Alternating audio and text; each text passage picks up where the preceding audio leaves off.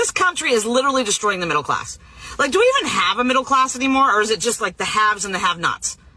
Because the haves are really, they're having, and the have-nots are really struggling. And I'm getting so stinking frustrated because I don't know how much more I can help my adult kids. And don't come at me and saying, oh, well, they just stop eating avocado and toast in Starbucks. They don't work hard enough. Get fucked, first of all, because I can tell you that my oldest daughter was working 6 days a week, 12-hour days, while pregnant, to try to do what's best for her family. They lived in a 2-bedroom trailer that they were renting that was literally falling apart at the seams. And so she wanted something better for her family because she was pregnant with her second child. Now, of course, her husband couldn't work because they couldn't afford daycare. That's a whole nother story. So they decided that he'd be the one to stay at home because she had the better job. So here she is working 6 days a week, 12-hour days while pregnant to try to save as much as they possibly can to get this home. So they finally purchased this home, and just for reference, their home was $220,000. That looks one of the cheapest ones they can find to fit their needs. And they pay $1,800 a month. Now, some of you are going to come at me and be like, $1,800, that's a steal, right? We're in Alabama. Yes, that's a steal in New York. What I was trying to say is that $1,800 a month. My mortgage, I got a house for $220,000 as well back in 2014 before the housing market went butt up.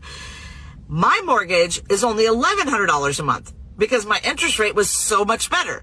So here she is already paying $600 more a month for the same mortgage. So I was like, God. And then she goes and delivers a full human and only takes 2 days off from work after delivering her baby because she can't afford not to. All right, I got this. I'll do what I got to do. So I went to her house. I was helping with the grandbabies. I love my grandbabies to death, and I help wherever I can. But my husband and I are both retired. We both served 22 years in the Air Force.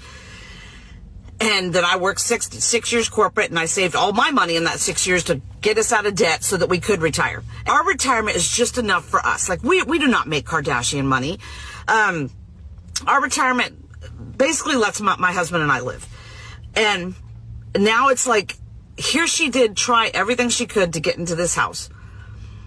And then she gets a notification from the mortgage lender that says, hey, by the way, for year 2024, the housing insurance has gone up. The property insurance has gone up. Your PMI has gone up. So come next month, we're going to ask you to pay $2,300 a month instead of $1,800, an extra $500 a month. I've lived in my house since 2014, and yes, I understand property taxes go up, they reassess. The most I've ever paid more is like maybe $20, $40 more on my mortgage. Not, bam, $500. They were already struggling to pay the $1,800. Her company, after she gets this notification, tells her that they have to lay her off because they just can't afford to keep all these employees on. And I helped her pay her mortgage that month that she got laid off. And her husband were both now looking for a job. So then her husband finds the job this time. And he's working 6 days a week. Full time. Still are having a hard time now that they're saying that it's $2,300 a month instead of the $1,800 that they got in for it. And they can't afford daycare for both of them to go to work. They've tried to do the all work night shift, all work day shift. Y'all, it's not that she's not trying. Not at all. And I'm so frustrated for her because this is her first house. She busted her ass to get this house, and now it's a possibility it's going to be taken away. It'll be foreclosed on because they honestly just can't afford it. And then I turn on the news every day, and I see that our government is just printing money, just printing it out to help other people that just crossed over the border illegally. Now, don't get it twisted. I am all for legal migration here. If you're going to migrate to the United States and you're going to get a job and pay taxes just like everybody else, I have no problem with that.